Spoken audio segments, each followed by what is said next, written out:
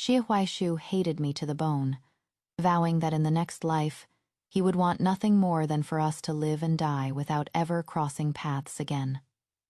He arranged for me to marry a young general on the frontier, in place of the woman he loved, a marriage intended to bring good fortune to the ailing man. He wanted to see me spend my life in lonely devotion to prayer, accompanied only by the flicker of a lamp and the image of Buddha. He never imagined that in this life I would still be the one to sit on the throne of the central palace. But the one who ascended to that supreme position was no longer him. 2 imperial edicts of marriage were issued from the palace. One was for me, the other for my half-sister Song Qingwan. Unlike in the previous life, Song Qingwan was betrothed to Xie Huaishu, while I, the legitimate daughter of the duke's mansion, was betrothed to the young General Huo after. The eunuch read the decrees. The crowd kneeling before the duke's residence rose to their feet. "This old woman is getting on in years, and my hearing is not what it used to be," my grandmother said hesitantly. "May I ask the esteemed eunuch, did His Majesty's decree truly betroth Jin Yuan to the Huo family, and Qingwan to His Highness Prince Huai?" The head eunuch smiled. "Even if you gave this servant 10 times the courage, I would not dare to misrepresent His Majesty's decree." Everyone present was in shock. By all rights, I should have been the one to marry into the royal family, and Song Qingwan the one to be sent to the frontier. Only I remained calm, watching the scene unfold. A month ago, during an inspection tour in the south, the emperor had encountered an old Taoist priest. The priest was said to be remarkably skilled at divination, able to glimpse into the secrets of heaven. It was rumored that he had accurately predicted the 7 consecutive days of heavy rain that caused the Luo River to burst its banks. I had never heard of such a miraculous person in my previous life. Not long after the floodwaters receded, the imperial edicts for our marriages were issued. It seemed the old priest had not only foreseen the flood, but had also divined something else. I suddenly remembered a time in my past life when Xie Huaishu, drunk, had squeezed my neck, his eyes bloodshot as he stared at me. "If not for your scheming, Qingwan would not have died a tragic death in that bitter, cold land.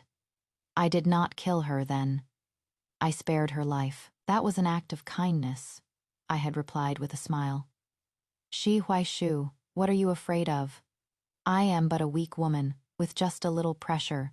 You could snap my neck." He had released me then. "Killing you would be too boring. I want you to live a life worse than death." It was only after he ascended the throne that I learned his heart had long belonged to Song Qingwan. A childhood bond, it seemed, was no match for love at first sight. In that life, Song Qingwan was widowed shortly after her marriage. Later, while trying to flee back to the capital, she was killed by bandits. After her death, a suicide note found in her possession made me the one responsible for her demise. Xie Huaishu had long hated me to the core, but to use me to secure his position on the throne. He had feigned affection and played the part of a loving husband for many years. "Song Jinyuan," he had said, speaking my name, his voice cold. "My greatest regret in this life is making a venomous woman like you my empress." In my past life, he often said his greatest regret was marrying me. If there were a next life, he would surely want nothing to do with me. And so, this time, the marriage edicts were for different people, so he had been reborn as well.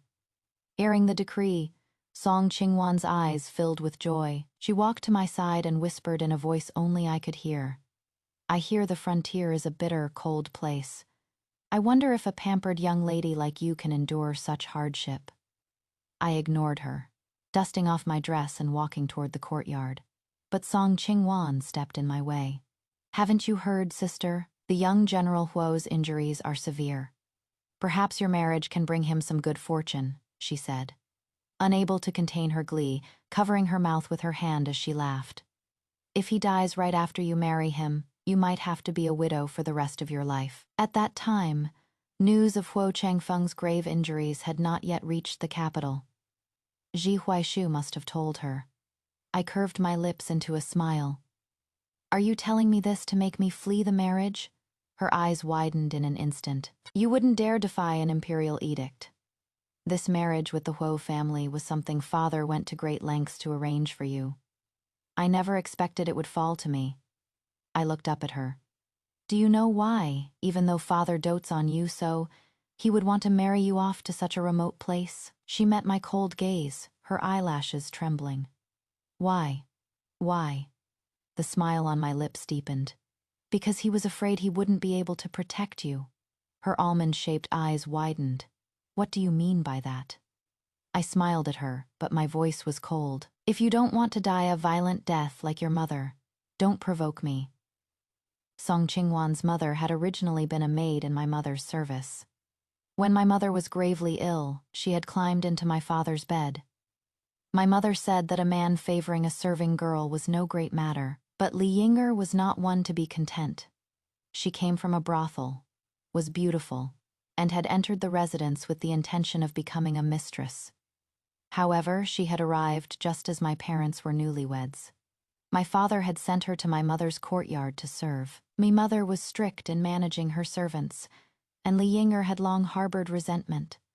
Under the pretext of caring for my mother, she would have trysts with my father in the side room, letting the sounds of their passion drift into my mother's chambers.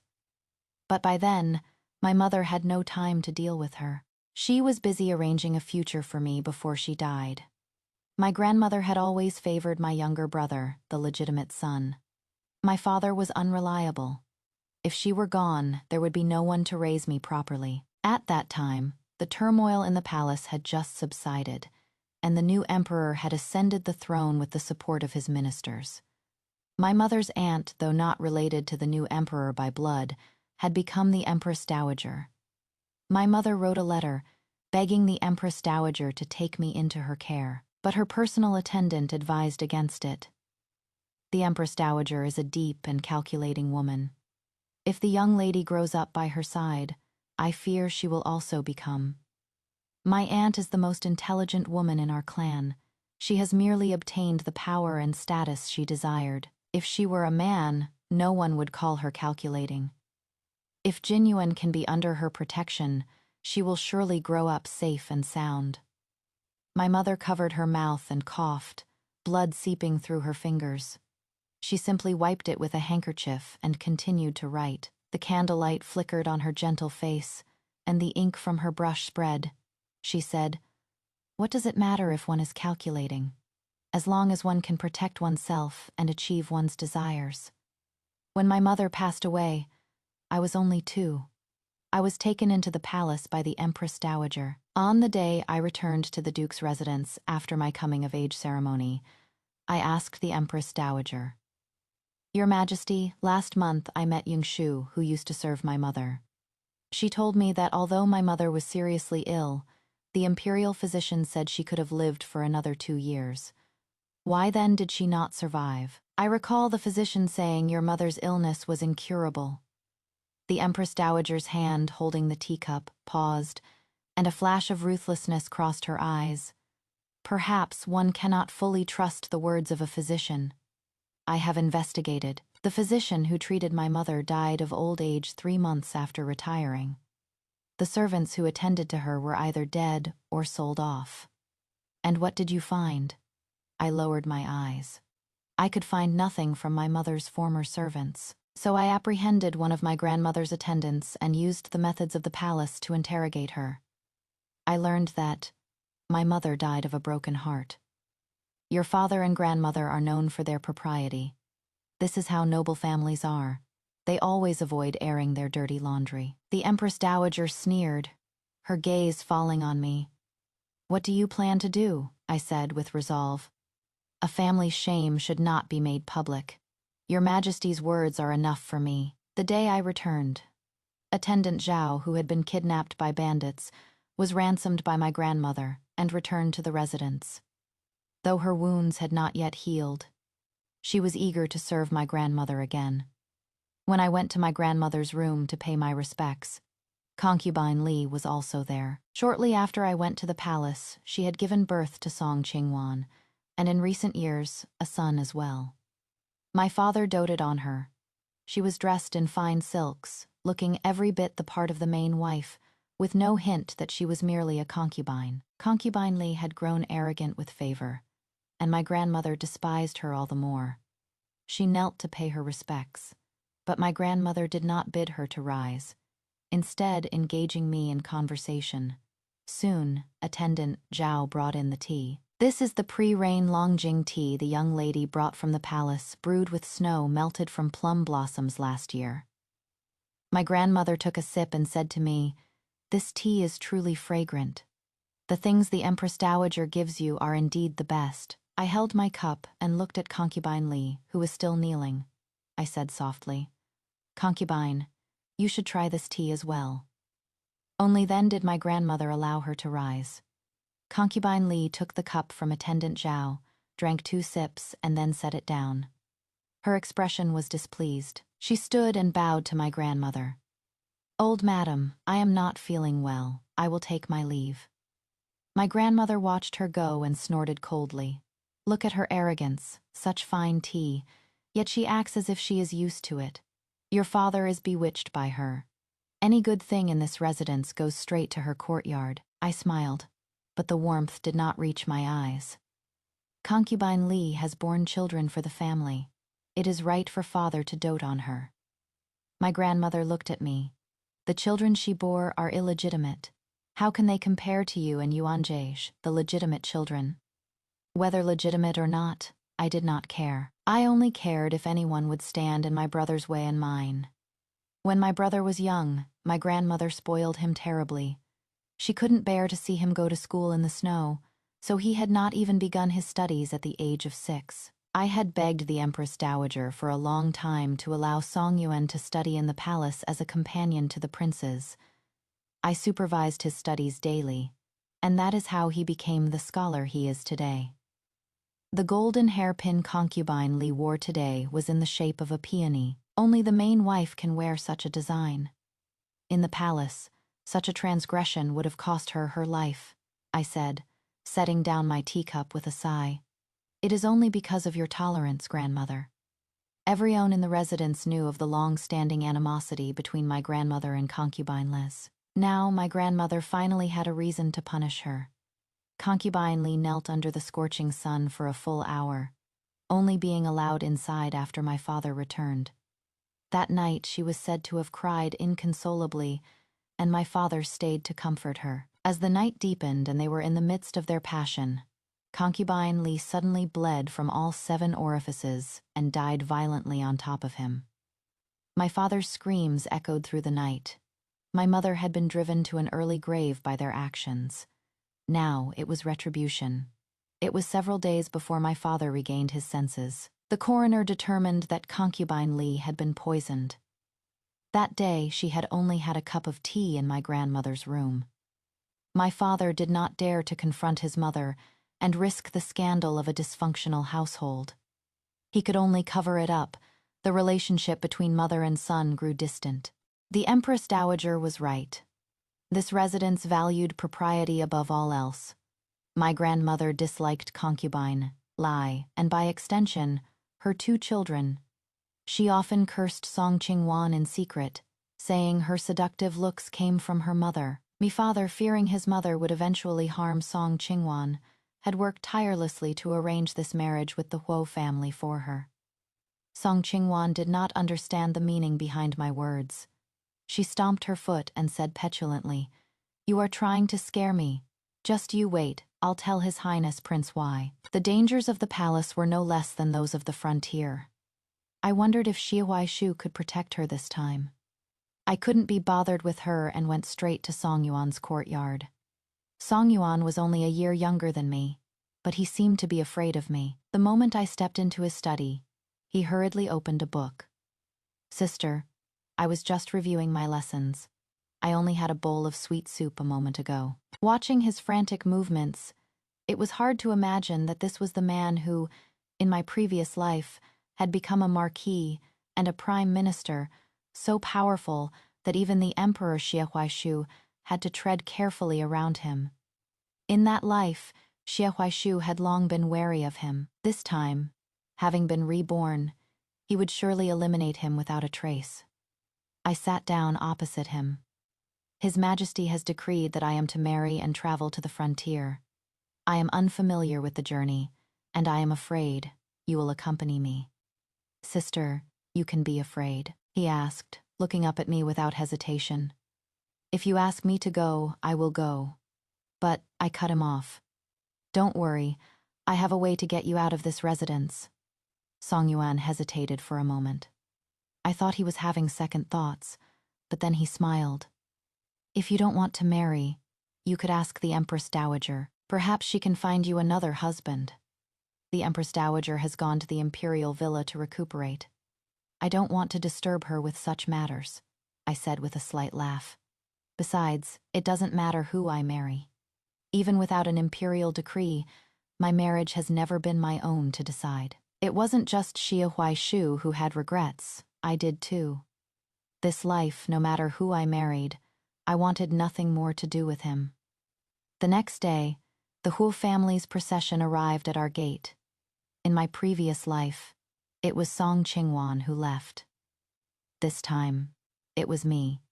Years of distance had made my relationship with my father a cold one. He did not shed tears as he had when he sent Song Qingwan off. My grandmother, however, managed to squeeze out a few tears and gave me a pair of white jade bracelets. I accepted them and glanced at the translucent green jade bracelets on Song Qingwan's wrist. Me grandmother, who always claimed to love me most, was a master of currying favor. I had my maid, Xiao Hong, put the bracelets away and boarded the carriage. As the curtain fell, I heard my father ask the steward, "Where is Song Yuan? He has always been closest to his older sister. Why isn't he here to see her off?" The young master came down with a high fever last night. He just took his medicine and is asleep. He said he won't be coming.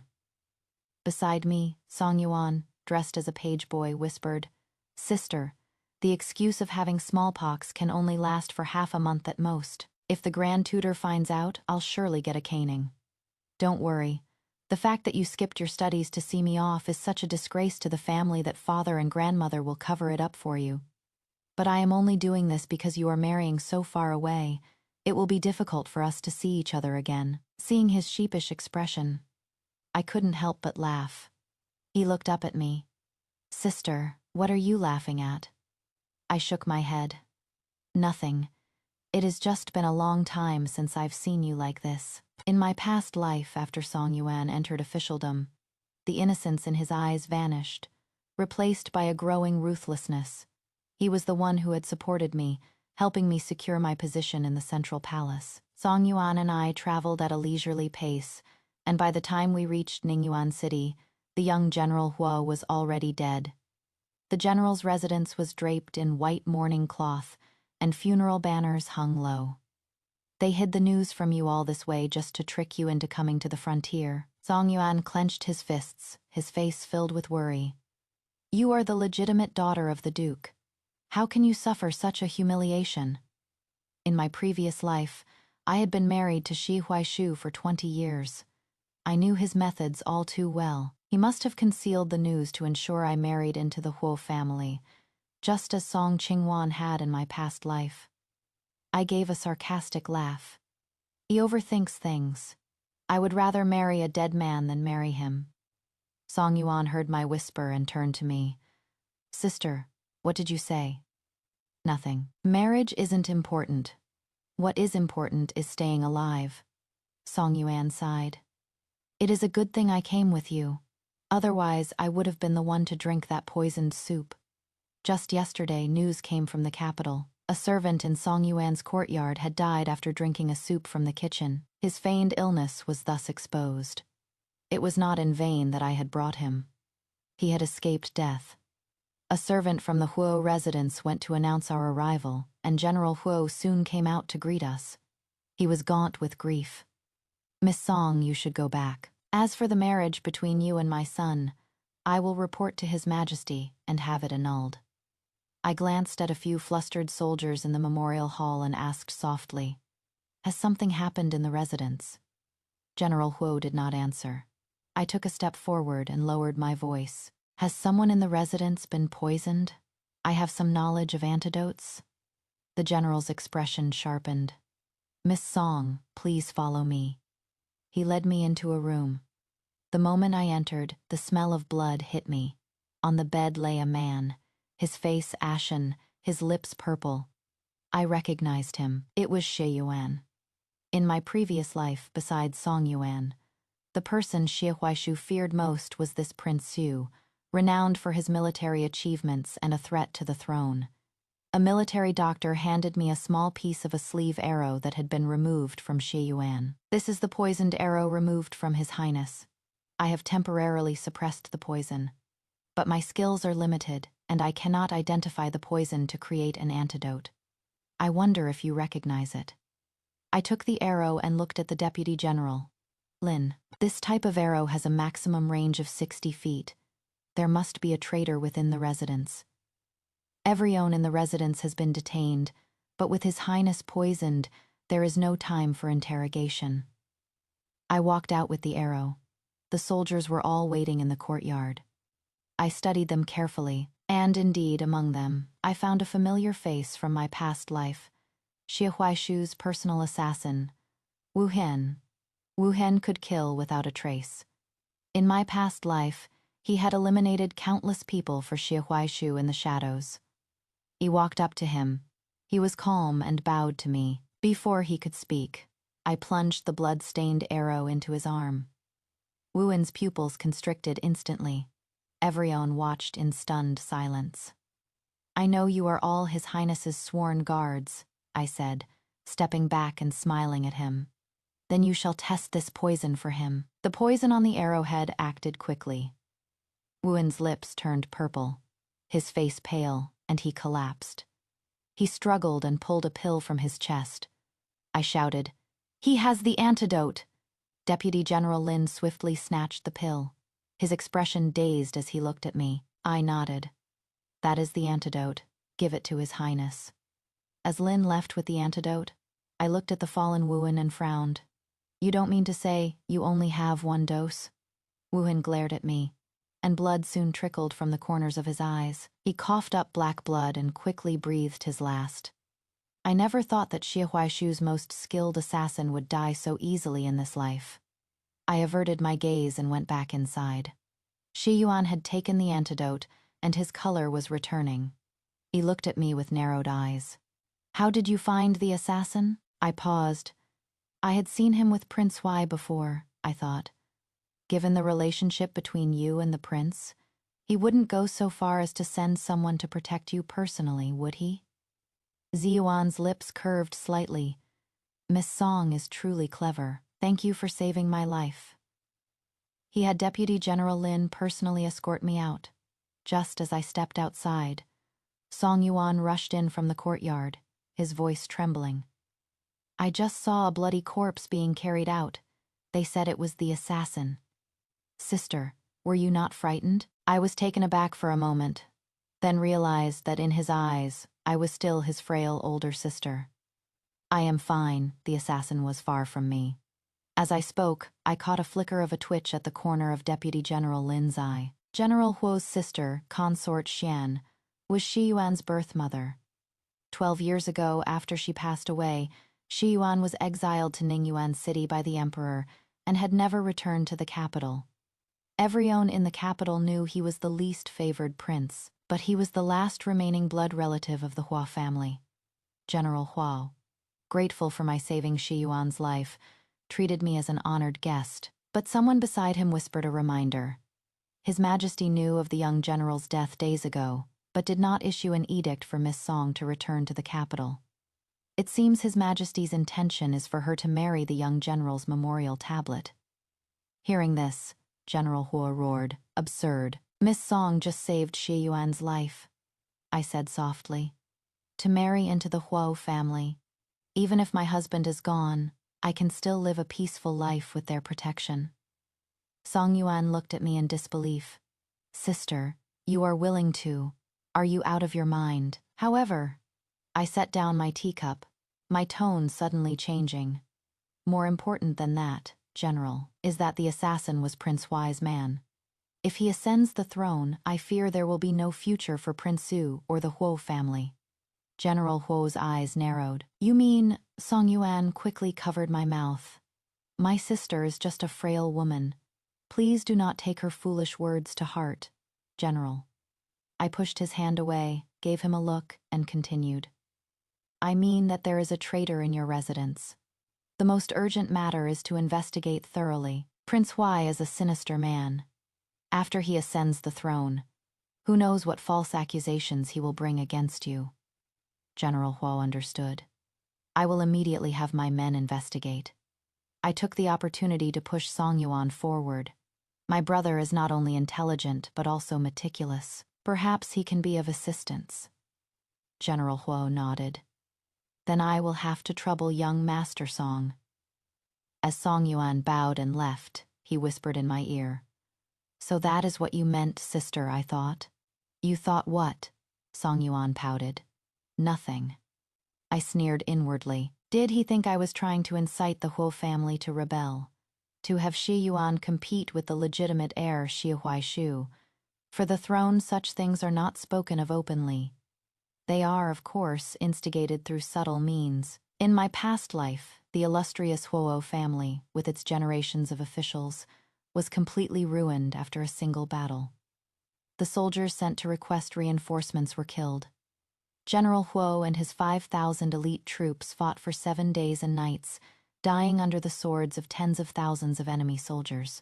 Zi Huaishu seemed to have known this in advance and had sent people to Ningyuan City to bring Song Qingwan back to the capital. But Song Qingwan, having taken the family's wealth, died at the hands of bandits on her way back. Zi Huaishu's men only found her body when he confronted me with the resentful suicide note found on her. News of General Huo's death had not yet reached the capital. I wondered then how he could have known the situation at the border in advance.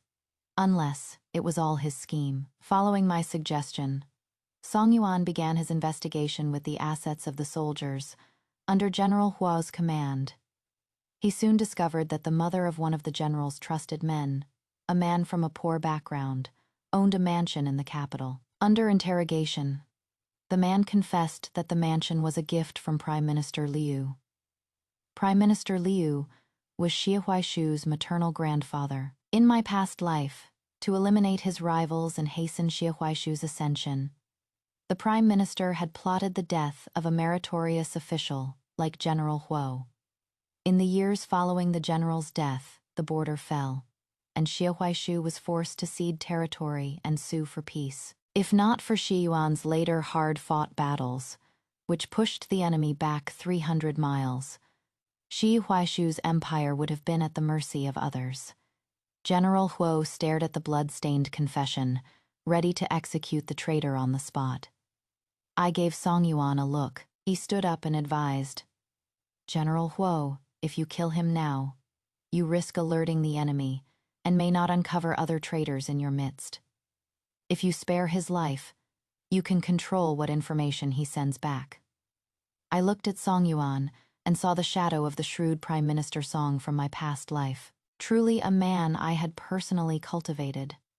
At that moment, I didn't realize that my expression was being watched by Shi Yuan, who was sitting opposite me. The smile on my lips had not yet faded when my eyes met his. A look of scrutiny. He curved his lips and asked, as I recall in the palace, Miss Song was always most fond of the second imperial brother. Now, my heart sank. Shi Huaishu and I had been childhood friends. Everyone knew I was in love with him. But now, I was suddenly his mortal enemy. I couldn't very well explain to Shi Yuan that it was because I had been reborn, could I? Just then, General Hoft. Miss Song understands the greater good. She would not be swayed by such childish affections. I suddenly sat up straighter. After the banquet, Song Yuan thought for a moment, then walked quickly to my side. Everyone used to say that you would marry Prince Huai. I always thought you loved him. Now it seems that is not the case. I smiled, ready for him to praise my understanding of the greater good. But then I heard him say, could it be that the one you admire is His Highness, Prince Su? My foot slipped, and I almost fell down the stone steps. I do not. I turned and glared at him, only to see Shi Yuan standing not far away, looking in my direction. I froze, then quickly ran off. Song Yuan chased after me. Sister, if not, then why are you running? By the time I reached my room, my heart was pounding in my throat. It took several glasses of water to calm myself. I had thought that even with our past entanglement, I could face Shi Yuan as a stranger in this life. My mind was in turmoil, and I didn't fall asleep until late. In a daze, I dreamed of my past life. By then, Shi Huaishu had secured the throne and made me his empress, a virtuous and gentle empress, but a neglected one. I had helped him reach the pinnacle of power. But somewhere along the way, our youthful love had turned into the coldness of strangers. Shi Huaishu's favorite concubine resembled me, with a personality as lively as mine had once been. Everyone said that he still had feelings for me. I found it laughable. I wasn't even dead, and he had already found a replacement. The replacement, emboldened by his favor, had been disrespectful to me. I had her kneel at the palace gate. In less than half an hour, a pool of blood formed beneath her. The imperial physician said she had miscarried. Shi Huaishu was furious, and sent me to the Buddhist hall to copy sutras for a month. It was then that I discovered the palace's Buddhist hall was a place of great peace and tranquility. When I couldn't sleep, I would often go there to rest. One quiet night, I was dozing at a desk when a noise from behind a screen woke me. Your Majesty, I have confirmed that concubine Lan was not pregnant. She bribed the physician to frame the empress. I know, Shi Huaishu said, his gaze fixed on an unnamed memorial tablet before the Buddha statue, his voice cold. I deliberately sent her here to copy sutras, to make her kneel before Qingwan's tablet every day and atone. If not for her, Qingwan would not have died a tragic death in that barbarian land. Qingwan. That unnamed tablet was for Song Qingwan. I realized then that concubine Lan's resemblance was not to me, but to Song Qingwan. After Song Qingwan's death, Shi Huaishu had confronted me with her suicide note. He had believed my explanations. He had even comforted me, saying he knew me, and that I could never be as cruel as the letter described. So his trust had been a lie. I had almost forgotten about Song Qingwan, but it turned out that the long-dead woman was the one who held his heart. Shi Huaishu asked Wu Hen, "Is everything prepared?" "It is all ready, Your Majesty, but no matter how much you despise her, she is still the Empress. To do this might damage Your Majesty's reputation. Just be discreet." If she hadn't threatened her father to send Qingwan to the frontier, Qingwan would not have lost her innocence and been violated to death. Shi Huaishu's voice was sinister, his teeth clenched. I will make her taste that same humiliation. After so many years of marriage, he was going to use such a despicable method to kill me. I hid behind the screen, a chill running through me, my limbs stiff for a long time. Later, Wu Hen could not find an opportunity in my chambers and had to act during the Mid-Autumn Festival banquet. At the banquet, I switched the drugged wine with Shi Huaishu's cup, which he then awarded to the newly victorious Shi Yuan. Shi Yuan, unable to hold his liquor, went to a side hall to rest. I saw the unnatural flush on his face and knew something was wrong. Before returning to my chambers, I slipped into the side hall.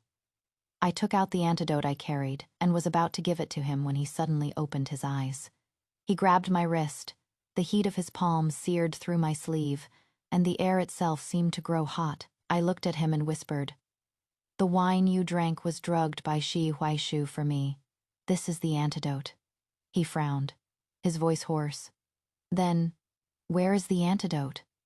The pill in my hand had fallen to the floor when he moved, and I didn't know where it had rolled. My voice trembled. It fell." Ji Yuan took a deep breath. "If you run now, you might still have a chance." I took 2 steps back, then stopped and returned to him. I wrapped my arms around his shoulders and looked up at him. "If I run, I will truly have no chance of survival." Ji Yuan's eyes were dark, filled with a pained look. He didn't understand what I meant, and there was no time to think. His hand tightened around my waist. He lowered his head and kissed me fiercely. The night was deep, and dew dripped onto the peonies outside the window. I was thrown onto a soft couch.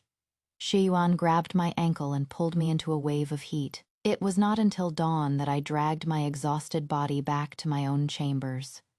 By then, the guard who was supposed to defile me had become a bloody corpse, carried out of the palace. Igzi Huaishu sneered at me.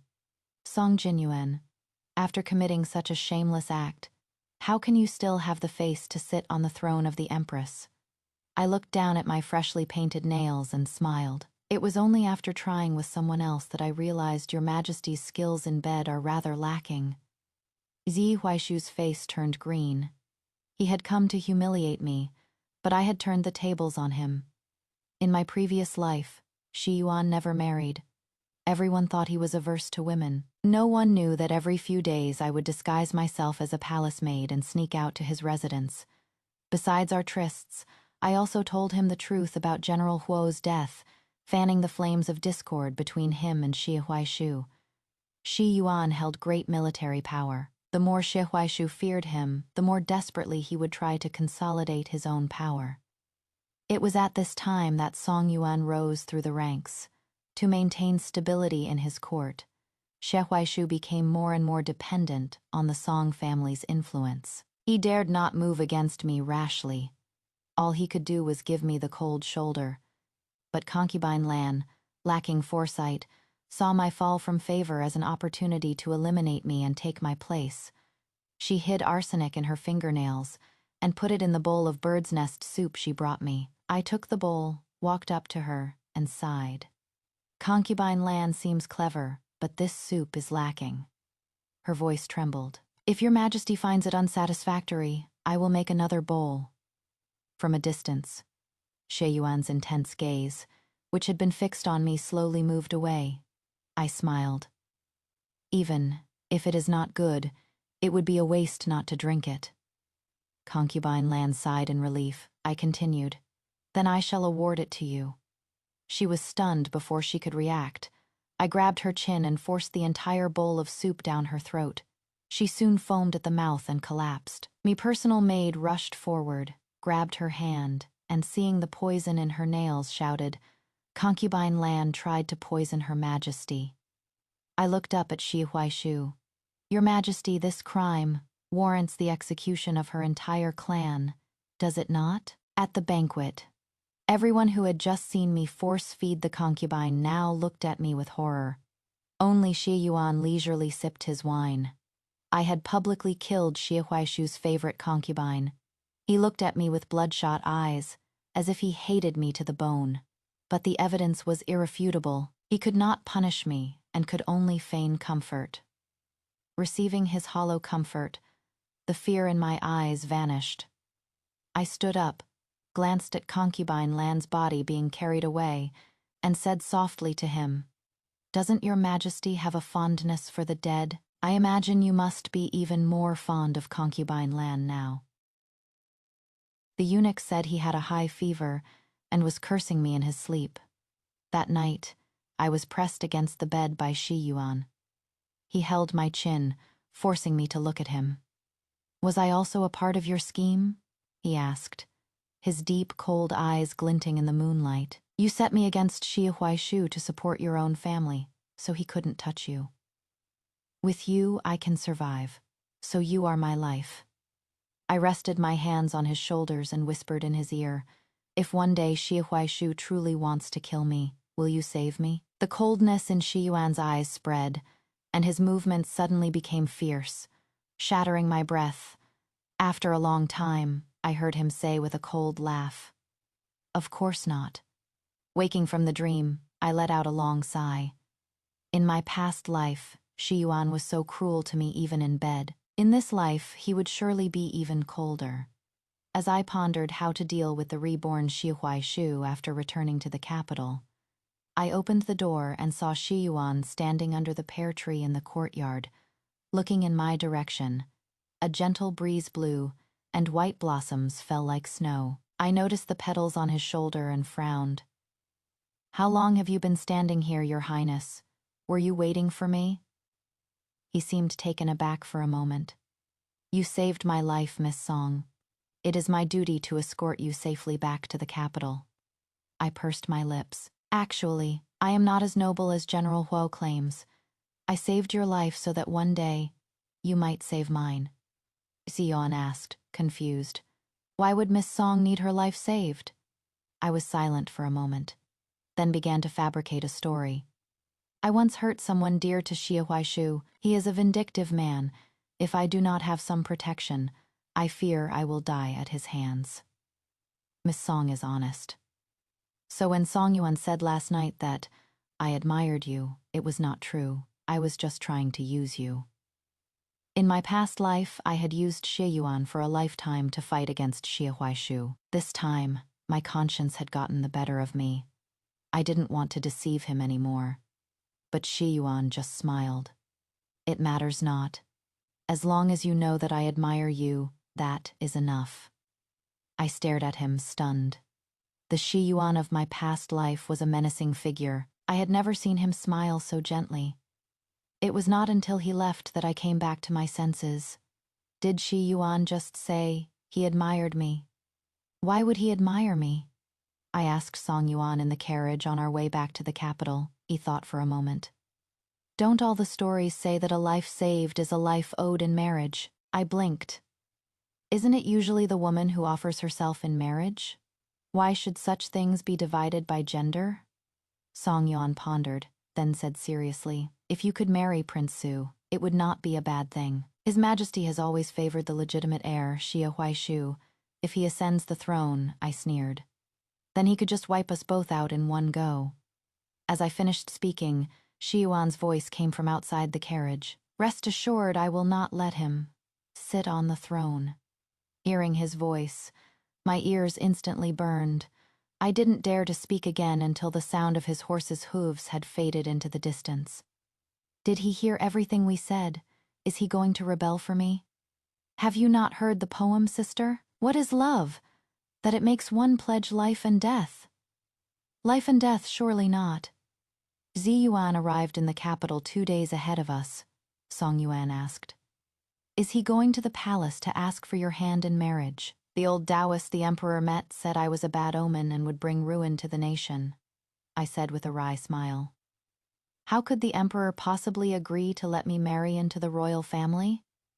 What if he kneels and refuses to rise, threatening to die for it? That is not the Xie Yuan I know. After Song Yuan and I returned to the duke's residence, everything had changed. Although General Huo had requested to annul our marriage, the story of the Taoist priest's prophecy had spread throughout the capital. There were even rumors that I had brought about Huo Changfeng's death. I had gone from a celebrated beauty to the family's disgrace. In contrast, Song Qingwan, whom the priest had declared to have the destiny of a phoenix, became the most honored person in the residence. Not only did she become Princess Huai, but she would soon enter the Eastern Palace as the crown princess. The future empress. During a rare visit home, she casually mentioned that Song Hui's courtyard was too dark for studying, and my courtyard was promptly given to him. I had to move to a remote corner of the residence. Song Yuan was furious. Grandmother now scoffs every time she sees you. She used to despise Song Qingwan and Song Hui, but now they are the apples of her eye. Grandmother worships the powerful and scorns the weak.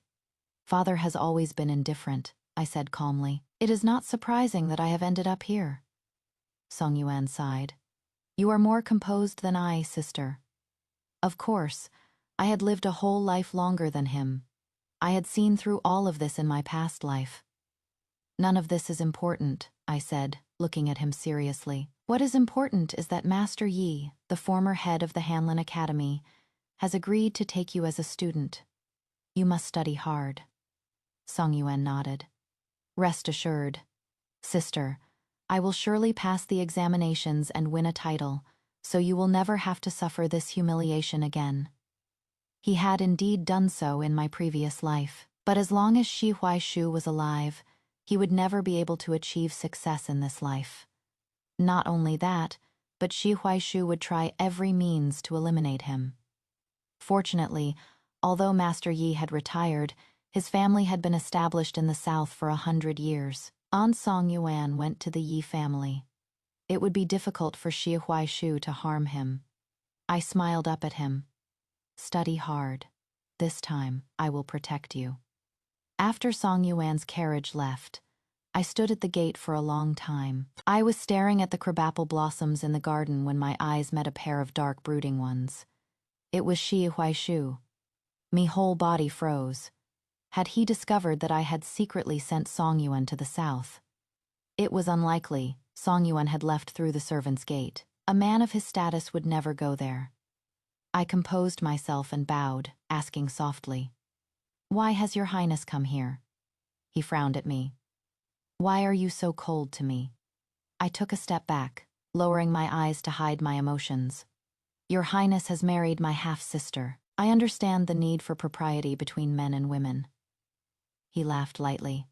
"I know you are angry that I could not marry you, but with your current reputation, I fear you can only be my mistress." In our first meeting since our rebirth, he was already eager to humiliate me. I gave him a cold smile. "Everyone in the capital knows I am a bad omen. If I were to be with you, I fear I would bring you to utter ruin and a gruesome death." Zi Huaishu's pupils constricted, and he grabbed my wrist. "What did you say?" I shook him off forcefully. "Your Highness, please conduct yourself with dignity." I wanted nothing more to do with him and turned to leave. Unfortunately, Song Qingwan, who had come looking for him, saw the exchange. She brought her maids and stormed into my courtyard. "You harlot, how dare you try to seduce His Highness?" I sneered. "My courtyard is remote and hard to find." Yet I ran into the prince. It is clearly he who shamelessly approached me. "Are you blind, sister? You?" Song Qingwan was at a loss for words. Her maid whispered in her ear, "You are of noble status. She is no better than an orphan now. There are many ways to deal with her. Why upset yourself here?" Hearing this, Song Qingwan gave me a triumphant smile. "Just you wait." At dinner, she looked at my father and said with feigned concern, "Father, sister has no one to marry. Are you not worried?" My father looked troubled. "Well," Song Qingwan sighed, "the noble families will likely look down on her. You could look for a scholar of humble origins. We cannot let her life be ruined." I realized then what she was planning. The legitimate daughter of a duke marrying a poor scholar would be the joke of the capital. She blinked and continued coquettishly, "With your help, father, her future husband would surely have a promising career." My father, given a way out, said, "It is good of you to think of your sister. I will look into it." Song Qingwan shot me a triumphant look. I said nothing, simply eating my food as if it had nothing to do with me. My grandmother looked at her with doting eyes. "You, my dear, whatever you have asked of your father, he has never refused." At her words, there was a sharp clink. I looked over and saw that Shi Huaishu's chopsticks had fallen. He was looking at Song Qingwan with a complex expression. Of course, in Song Qingwan's suicide note from my past life, she had been nothing more than an illegitimate daughter whom I could bully at will. How could she have been so favored in the family? In my past life, Xia Huaishu and I had fought to the death over this non-existent feud. But thankfully, in this life, we had no connection. Late at night, I had just taken off my hairpins when a dark figure slipped in through the window. The night wind followed, and the candle flame flickered violently before going out. Though I had experienced this many times in my past life, I was still startled. Zhiyuan's deep voice said, "Why are you living in such a remote courtyard? I almost went to the wrong place." In the moonlight, I looked at him. "You didn't happen to go into Song Hui's room, did you?" His expression turned cold. Then I would have killed him with one stroke. Just as violent as the Shi Yuan I knew in my past life, always ready to kill. I stood up, relit the candle, and poured him a cup of tea. He took the tea, his tone softening. "The things you asked me to do are done. In 2 months, you will see the results." He looked at me through the candlelight, his deep-set eyes shadowed and unreadable. He stared for a long time. I met his gaze. "Is your highness wondering why I, like Xia Huaishu, can predict the future?" His eyelids lifted slightly. "If you wish to tell me, you will. If not, you have your reasons." "There is nothing I am unwilling to say, But whether you will believe me, I paused. This life, for me, is merely a second chance after death. I have lived through many of these events before. The second imperial brother can also predict the future because he is like me. He has lived a second life, I said, taking a deep breath and looking at him. I have told you everything. This does not count as scheming against you, does it? He did not answer, but asked instead, in the past life you speak of, what was our relationship? What relationship? A clandestine one. I pursed my lips and mumbled, I did intend to use you for revenge, but I didn't succeed. He stared at me. What did you say? My eyes darted away. Number, nothing. As Shi Yuan was leaving, he looked back at me, a faint smile on his lips. Since you have lived a second life, then many things from the past no longer count. No longer count. What no longer counted? His gaze lingered on me for a moment. This time, I will protect you. In recent months, the Taoist priest, Xu Qing, had accurately predicted several major events in the capital, proving himself to be infallible. Not only the emperor, but the entire court believed his words. If I was not mistaken, those predictions were all things Xie Huaishu had told him, based on his memories of the previous life. But Xie Huaishu, in both lives, had always been aloof, untouched by the mundane world. He would not know that the disasters he had predicted could be altered with a little manipulation. The workers who had been building the river dikes were given extra pay and worked for another month. The Kang River burst its banks 3 days later than in the previous life. In the previous life, the East Market was struck by lightning, and a fire destroyed over 100 shops. Though it was a natural disaster by removing the iron and copper ornaments from the roofs and increasing patrols, the fire was quickly brought under control. Instead, it was the West Market that caught fire from a lightning strike.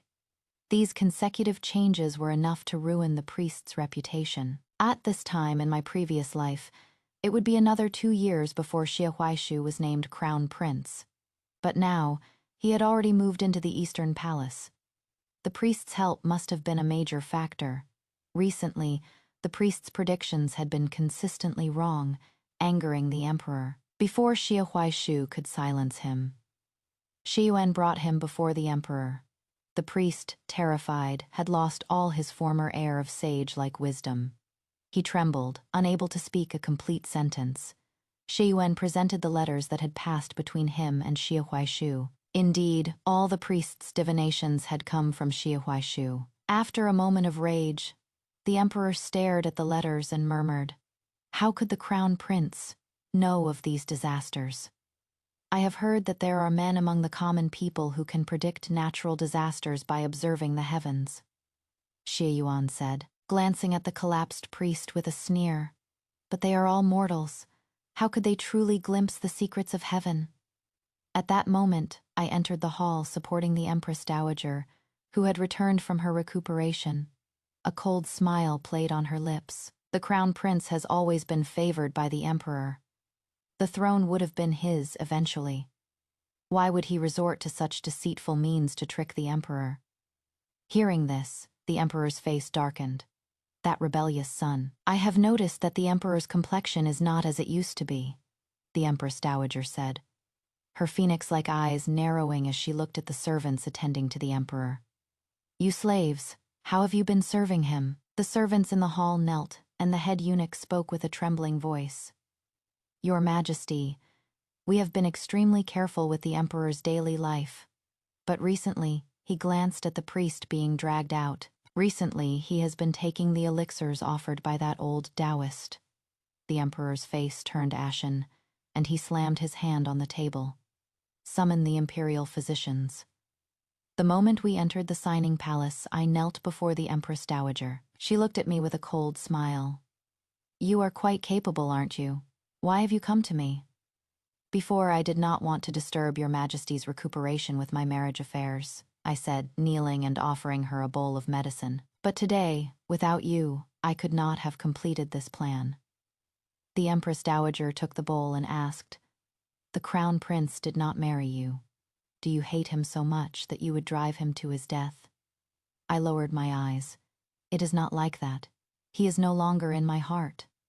Oh, then why? Is it because he once tried to poison Prince Su? Your Majesty is asking what you already know. I was raised by you. I blinked at her. The crown prince, because of Song Qingwan, no longer has any childhood affection for me. If he ascends the throne, my brother and I will have no future. Enough, the situation is settled. I will consider this a favor to Prince Su, she said, her eyes narrowed. But there are few men in this world who would like a calculating woman like you. In the future, Prince Su might. I knew all of this. In my past life, Xie Huaishu had been wary of me for most of our lives. I was tired of that kind of life. I lowered my gaze. I have no intention of marrying into the royal family. A eunuch soon came to report that the priest's elixirs contained no poison, but they did contain the juice of the hellebore plant. The emperor had a habit of drinking ginseng wine. If he took this elixir at the same time, it would greatly deplete his energy and blood. The empress dowager smiled and asked, I had the physician mix in those few pills with hellebore. But not the entire imperial hospital is my person. How did you know the emperor's health was failing? I pursed my lips and said softly, I once heard you say that the emperor is busy with court affairs and has a harem of 3,000. Since ancient times, few emperors have been in good health. I thought that even if the physicians diagnosed him, they would not dare to speak up. Today was the perfect opportunity to bring it to light under the pretext of the elixir. Hearing this, a smile appeared on the Empress Dowager's sickly face. You are not yet married, yet you speak of such things without shame. That night, the emperor executed the priest and issued an edict to depose Xie Huaishu as crown prince. But the edict had not yet been announced. The emperor had only imprisoned him in the inner palace. After helping the Empress Dowager with her medicine and seeing her to bed, I returned to my own chambers. As Xiaohong made my bed, she gossiped about the affairs of the duke's residence. The second miss has returned to the residence to await the birth of her child. She must have heard the news. The attendants say she has been selling her jewelry and valuables these past few days. I wonder if it is to bribe someone on the deposed crown prince's behalf. He is in the inner prison. How could she possibly bribe anyone under His Majesty's nose? The smile on my lips froze. I ordered Xiaohong, have our people in the residence keep a close watch on her. The next day, as I had predicted, Song Qingwan, with a large sum of silver, disguised herself as a maid and fled the capital. She had made the same foolish mistake as in her past life. In that life, before General Huo went to war, he had left a squad of elite soldiers to escort the female members of his family back to the capital. But Song Qingwan, in her greed, had taken the family's wealth and fled alone. On her way back, the roads were littered with corpses. On a whim, she wrote a suicide note, intending to find a disfigured female corpse, dress it in her own clothes, and frame me. She never expected that it would become her own suicide note. Unfortunately, by the time I uncovered the truth in my past life, she was already dead. This time, I finally had my chance. With Xie Huaishu imprisoned, her escape was a serious crime. I did her a favor and had her sent to the inner prison to keep him company. Xie Huaishu never would have imagined that before. His imprisonment, he had done nothing to save himself, only trying to protect Song Qingwan by sending her to our residence. But the woman he had loved for 2 lifetimes had abandoned him at the first sign of trouble. Xie Huaishu demanded to see me. Eve refused. After a few days, he stopped causing trouble. The guards said he would often sit alone, muttering, "Those who betray me must die." They all said he had gone mad, daring to call himself Zhen the Royal, after the Empress Dowager's grand funeral. Prime Minister Liu could no longer wait. He sent a message to the traitor, ordering him to poison General Huo and seize control of the army. He intended to rescue Xie Huaishu, stage a coup, and force the emperor to abdicate. General Huo played along, having the traitor send a reply that the takeover was successful. He then led his army back to the capital. Just as they reached the city gates, my father, who had some military authority, led the city guard into the palace. My father had always been a timid and cautious man, yet he had taken such a risk at the Prime Minister's instigation, perhaps to save his beloved Song Qingwan, or perhaps to reclaim the wealth that had been within his grasp. Soon, news came from the inner prison. My father had rescued Xie Huaishu and Song Qingwan. He was still dreaming of becoming the future emperor's father-in-law. But then he saw Xie Huaishu plunge a longsword into Song Qingwan's chest. Even after she was dead, Xie Huaishu was not satisfied. He stabbed her several more times, until her body was a bloody mess. Blood splattered into his eyes, turning them crimson. He was like a madman. My father, horrified by the scene, fainted on the spot. After killing Song Qingwan, his next target would be me. He led his troops and stormed into the signing palace. As a member of the royal family, I was not permitted to go to the imperial tombs, so I was in the signing palace, mourning for the Empress Dowager. Xie Huaishu, on horseback, pointed his blood-stained sword at me. I should have known. You were reborn as well. Those who betray me must die. We were both just scheming against each other. I wanted to kill you as much as you wanted to kill me. How can you speak of betrayal? Fine, I will not hold the past life against you, he said, closing his eyes, his voice hoarse. If you submit to me, I can spare your life and your brother's. I couldn't help but laugh. You've gone completely mad, and you are offering to spare me. In our past life, I had an affair with Shi Yuan. I helped him build his power, not only to secure Song Yuan's position, but also so that one day he could kill you and take the power you cherish most. If you want to talk about who betrayed you the most, isn't it me? Xie Huaishu's eyes were bloodshot, as if they were about to drip blood. He leaped off his horse. Song Jinyuan, you are asking for death. The veins on his forehead bulged, his eyes wide with fury, as he charged at me with his sword. In the next instant, an arrow flew past my ear and lodged in his shoulder. He fell, and 2 more arrows pierced his body, pinning him to the ground. I looked down at him and laughed softly. Have you never heard of goading someone? In the distance, dust billowed, and the sound of iron hooves grew closer. I forgot to tell you. I helped General Huo find that traitor Shi a long time ago. The general should be on his way to rescue His Majesty now, I said, watching the last glimmer of hope in his eyes fade. In this life, you have lost completely. Suddenly, Xie Huaishu's eyes widened in terror, as if he had seen something. I looked up and saw Shi Yuan dismount. Radiating a murderous aura, he asked, "Why are you not at His Majesty's palace?" "That old man is not as important as you," Shi Yuan said, pulling me behind him. His gaze fixed on the blood-soaked Xie Huaishu on the ground. "He came here to kill you."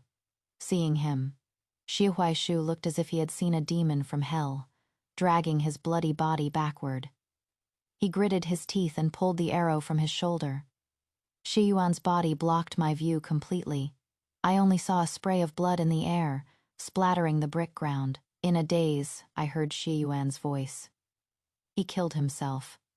The setting sun dyed the sky a bloody red. The coup was finally over. After today, the throne would belong to Shi Yuan.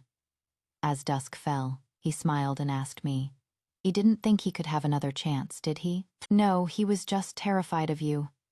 Shi Yuan was a man who never expressed his feelings. When he wanted to marry me, he pulled me aside and seriously analyzed the pros and cons. He said my father was a traitor. If I didn't marry him, Song Yuan would be the son of a traitor and would have no future. I rested my chin on my hand and asked him seriously, "You really don't mind that I am a calculating woman? You should know that I approached you to use you to get rid of Xie Huaishu. Even if it was a scheme, out of so many people, you chose me," he said, a soft laugh escaping his throat. "If not for your schemes, I would have died at the hands of that assassin long ago." I smiled at him. "Then I will give you the chance to repay me with your life." "I don't need you to give it to me," Shi Yuan said, a playful glint in his eyes. "For my meritorious service in protecting the emperor, my father asked me what I wanted. I said, I wanted to marry you. Once the mourning period is over, the imperial edict will be sent to the Song residence. 3 years later, I was made empress. On our wedding night, Shi Yuan's fingertips brushed away the sweat-dampened hair from my forehead, his eyes flushed with desire. It was only a 3-year mourning period. Why did it feel like a lifetime? I wrapped my arms around his neck and leaned in, whispering in his ear, "Because you have me in your heart." It was not until late that I fell into an exhausted sleep. In my deep slumber, I dreamed of my past life. On the night I died, the palace was engulfed in flames and blood. Ziyuan stood before the main hall, his expression blank. He seemed to see me and smiled. "I listened to you. I killed him." He laughed, and tears mixed with blood streamed from his eyes. I opened my eyes in a daze. Shi Yuan was gently wiping my tears. "Why are you crying?" When I didn't answer, he held me tightly and whispered, "Sleep now, my empress." I rested my head on his chest and suddenly murmured his name. Ziyuan. The moonlight shone on his handsome face, his eyelids fluttered, and he answered drowsily. I whispered in his ear, "This life, let us live it well together." I slowly closed my eyes and heard his voice. He said, "All right."